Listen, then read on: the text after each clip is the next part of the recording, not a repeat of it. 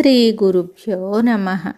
శ్రీ శంకర భగవత్పాద విరచిత శివానందలహరి 41వ శ్లోకము.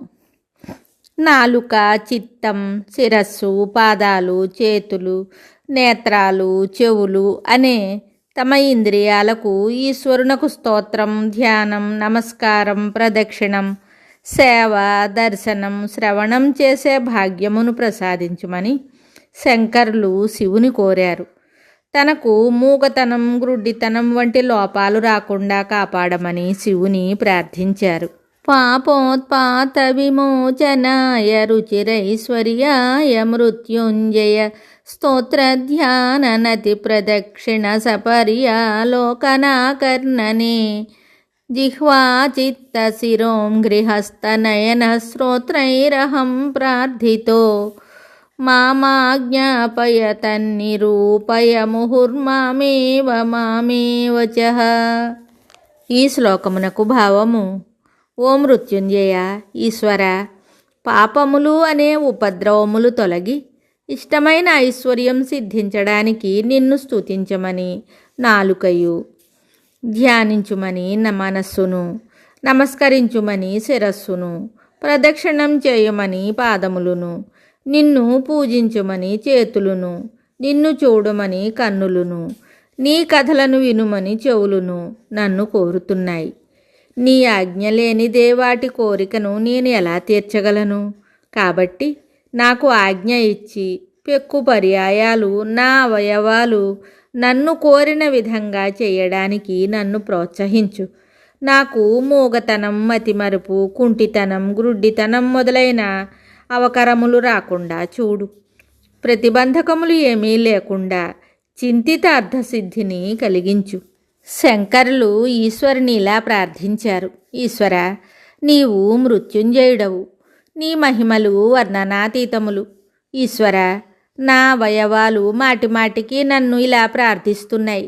వాటి కోరికలను నీకు వివరిస్తాను విను. నా నాలుక శివుని నిరంతరము స్తోత్రం చేసే భాగ్యం తనకు కల్పించమని నన్ను అడుగుతోంది.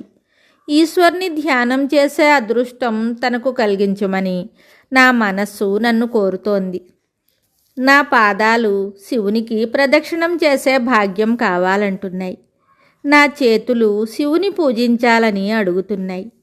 శివదర్శనం కోసం నా నేత్రాలు ఎదురు చూస్తున్నాయి. శివచరిత్రలు వినాలని నా చెవులు కుతూహలపడుతున్నాయి. పాపాలనే ఉపద్రవాలను పోగొట్టుకోవడానికి, ఇష్ట సంపదలను పొందడానికి వాటికి ఈశ్వర సేవ తప్ప వేరే మార్గం లేదట. నీవు దయతో వాటికి ఈశ్వర సేవ చేసుకునే భాగ్యం కలిగించమని నన్ను ఆదేశించు. నేను వాటిని ఆ పనులలో ప్రవేశపెట్టి నన్ను ధన్యుణ్ణి చేసుకొని వాటికి ధన్యత కల్పిస్తాను. శివ, నాకు ఎప్పుడూ మూగతనం కలిగించకు.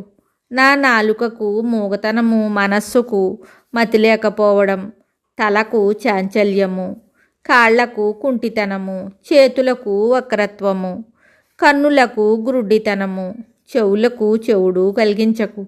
ఏ ప్రతిబంధకం లేకుండా నా అవయవాలకు నీ సేవ చేసుకునే భాగ్యాన్ని ప్రసాదించు. సామాన్యంగా పాపాలు 2 విధాలుగా సంభవిస్తాయి: శాస్త్రంలో చెప్పిన దానిని చేయకపోవడం, ధర్మశాస్త్ర విరుద్ధమైన పనులు చేయడం. పాపకార్యాలు చేయడం వల్లనే కాకుండా పుణ్యకార్యాలు చేయకపోయినా పాపం సంభవిస్తుంది. ఈ విషయంలో స్మృతులే ప్రమాణములు. అననుష్ఠానే హి దోషోత్పత్తి అనగా ధర్మాన్ని ఆచరించకపోతే దోషం సంభవిస్తుందని స్మృతి. అలాగే అకుర్వన్ విహితం కర్మ నిందితం చ సమాచరన్ అయసో మహదాప్నోతి నరకం చాధిగచ్చతి. శాస్త్రవిహితమైన కర్మను చేయకపోవడము, చేయరాదని చెప్పిన నిందిత కర్మను ఆచరించటము వల్ల అపకీర్తి వస్తుంది, నరకాన్ని పొందుతాడు అని ధర్మశాస్త్రం చెబుతోంది. పైన చెప్పిన 2 విధములైన పాపకర్మల వల్ల ఉత్పాతములు, ఉపద్రవములు సంభవిస్తాయి.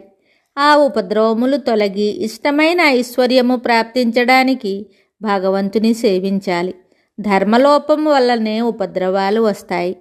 బానిసత్వంలో పడి కృంగిపోవలసి వస్తుంది. ఈశ్వరానుగ్రహం వల్లనే ఆ అవస్థలు తొలగిపోతాయి.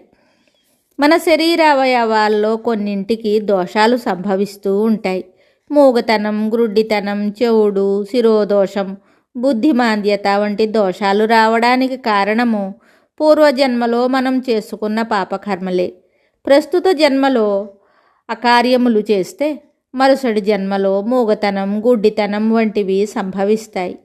ఈ దోషములు శాంతించాలంటే భగవత్ సేవ చెయ్యాలి. ముకుందమాలలో కులశేఖరాళ్వార్లు తమ ఇంద్రియములను భగవత్ సేవలో పాల్గొనమని వారు బ్రతిమలాడినట్లు ఇలా చెప్పారు.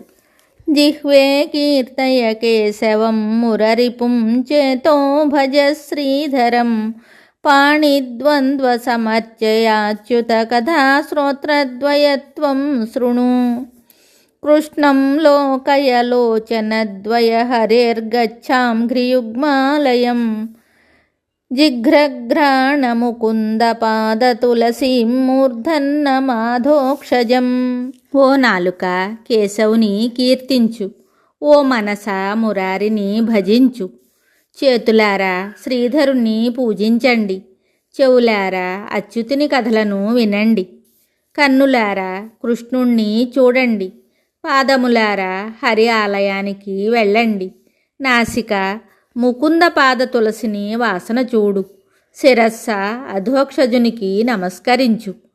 కాగా శివానందలహరిలో శంకరులను వారి అవయవములే ఈశ్వర సేవలో తమను ప్రవేశపెట్టమని కోరాయి. ఇది వారి ఇంద్రియములకు గల భగవత్ ప్రేమకు నిదర్శనం అని శుద్ధ చైతన్య స్వామివారు చెప్పారు. భాగవతంలో నలకోబర మణిగ్రీవులు సైతం తమ శాప విమోచనం అయిన తరువాత శ్రీకృష్ణుణ్ణి ఇలాగే స్తుతించారు. నీ పద్యావళులాలకించు చెవులున్ నిన్నాడు వాక్యంబులున్ నీ పేరంబని సేయు హస్తయుగమున్ నీ మూర్తిపై జూపులున్ నీ పాదంబుల పొంత మ్రొక్కు శిరమున్ నీ సేవపై జిత్తముల్ నీపై బుద్ధులు మాకు నిమ్ము కరుణన్ నీరేజపత్రేక్షణ. మరి ఒక శ్లోకంతో మళ్ళీ కలుద్దాం. శుభం.